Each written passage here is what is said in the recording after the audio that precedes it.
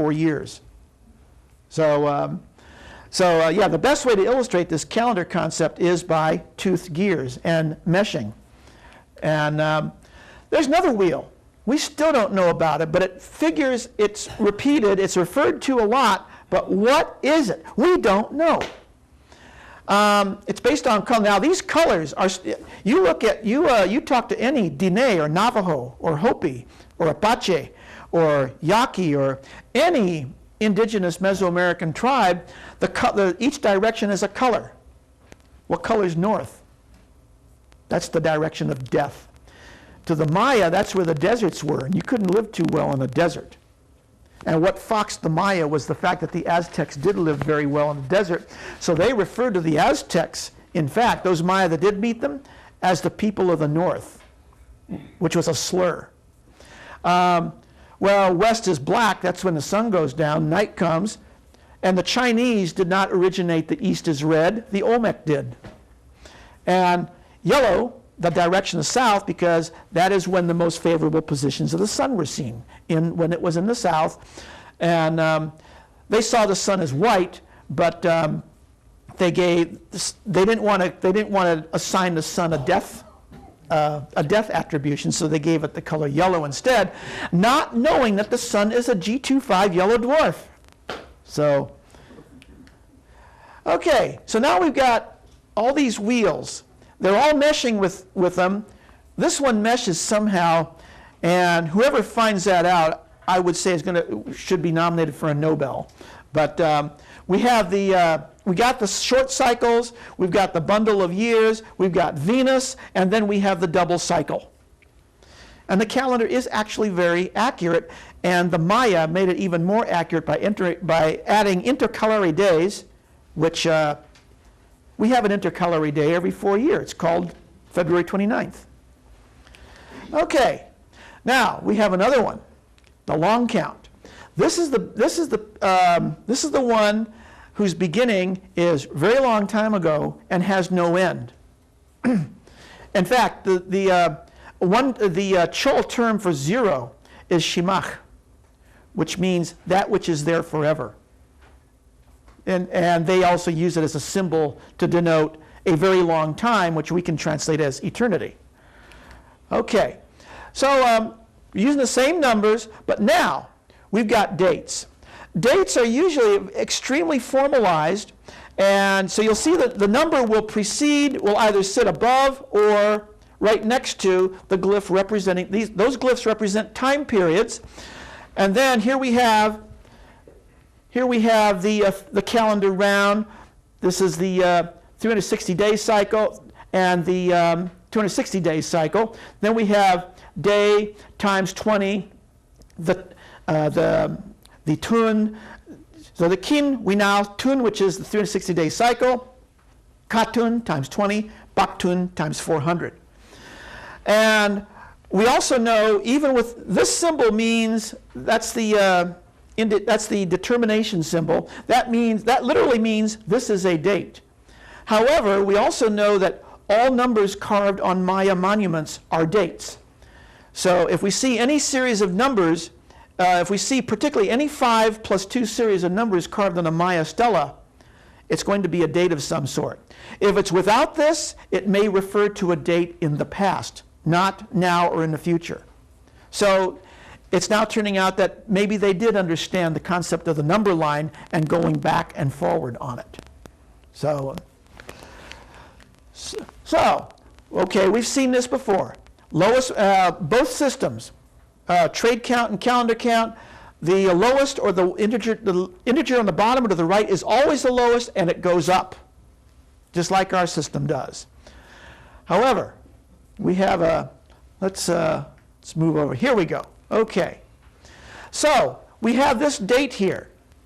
So here's there's the 18,900 day cycle, and then we have a kin is a day, a winal is a 20-day period, and then we have the tun. Now, this is 20 times 18. You see that number?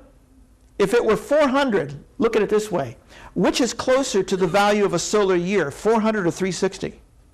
360. That is why they did that. And then it resumes, so 1 times 20 times 20 times 18 times 20 again, and then we multiply by another 20, and we never see this 20 pattern interrupted ever again.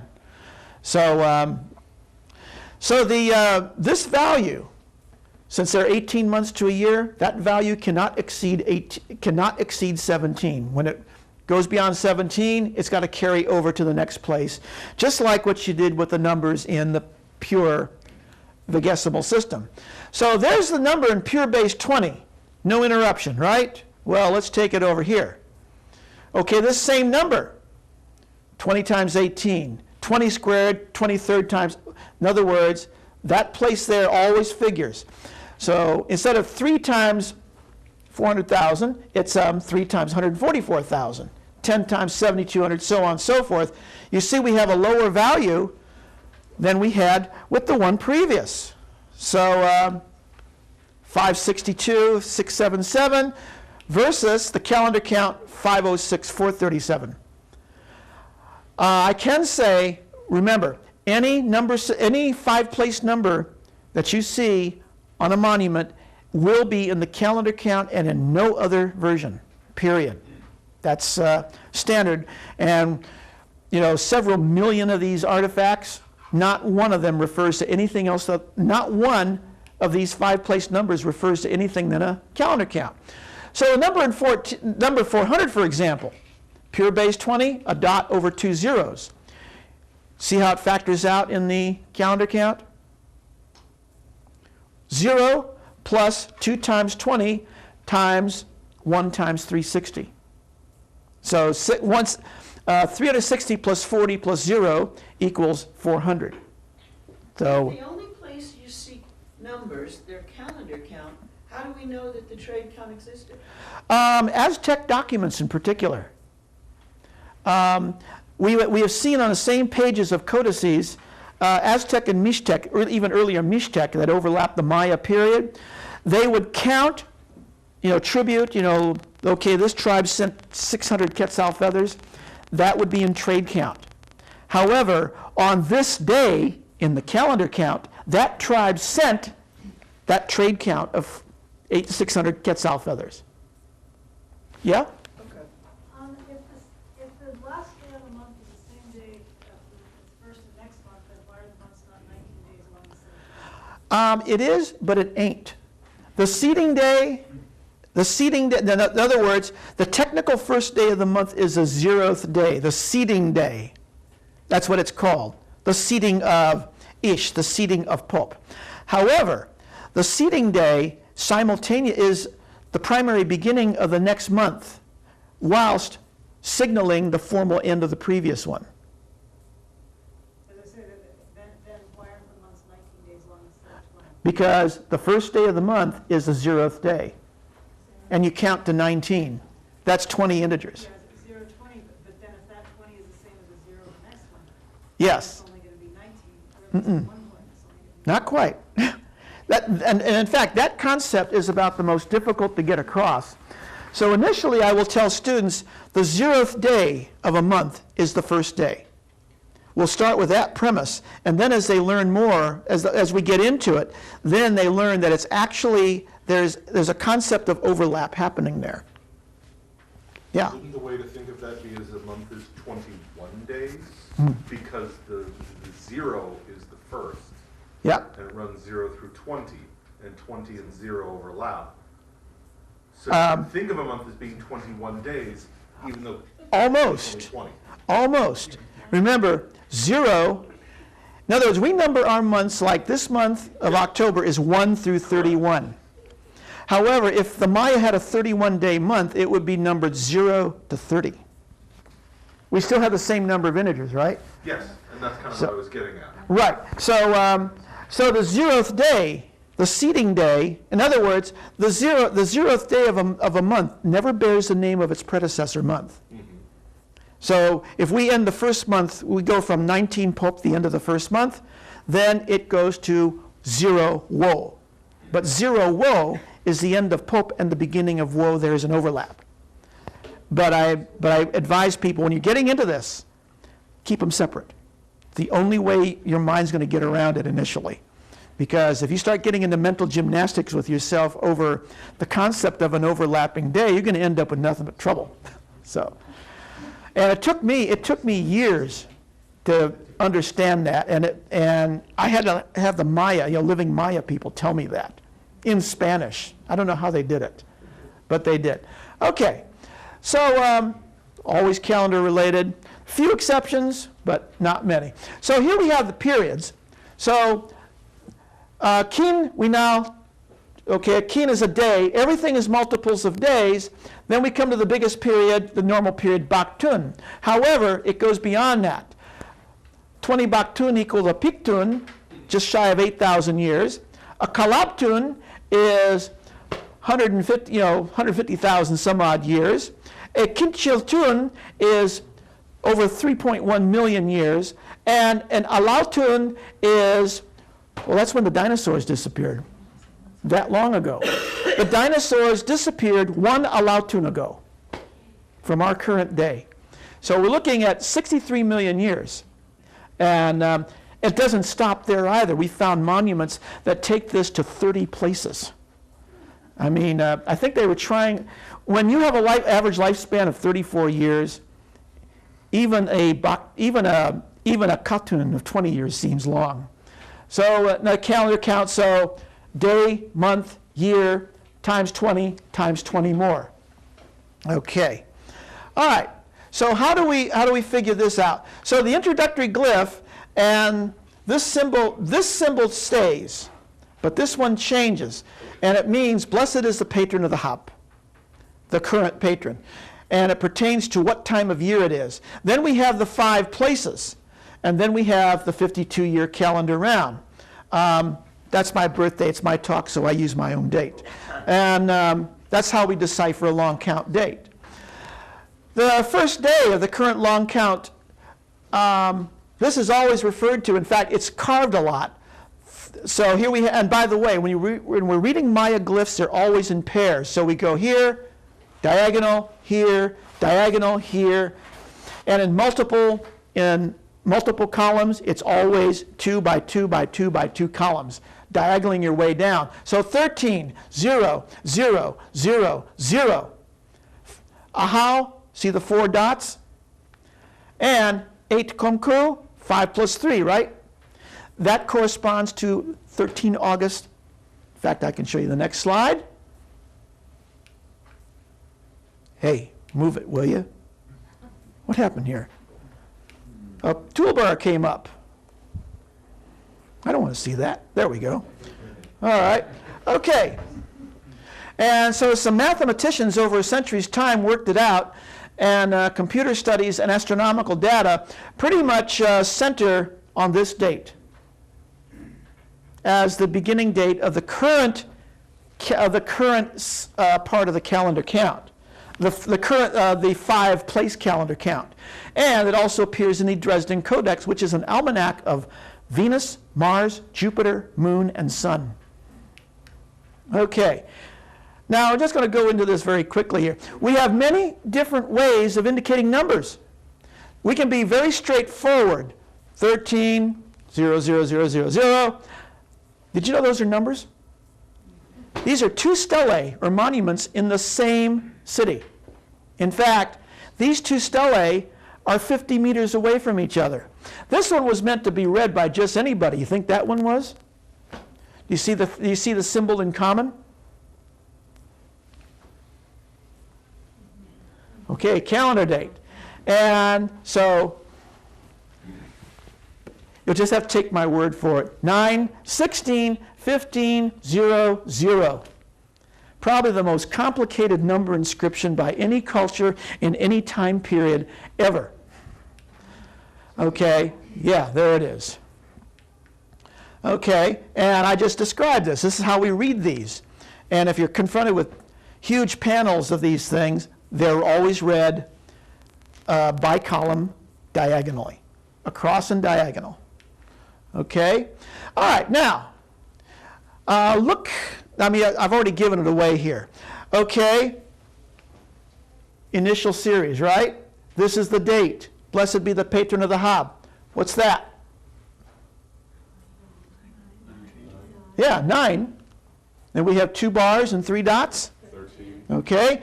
Now, that flower petal-like thing, that's also a depiction of 0. You see it 3 times, don't you? Yep. Okay. And then we have the ahau, 8, and 8. Yeah.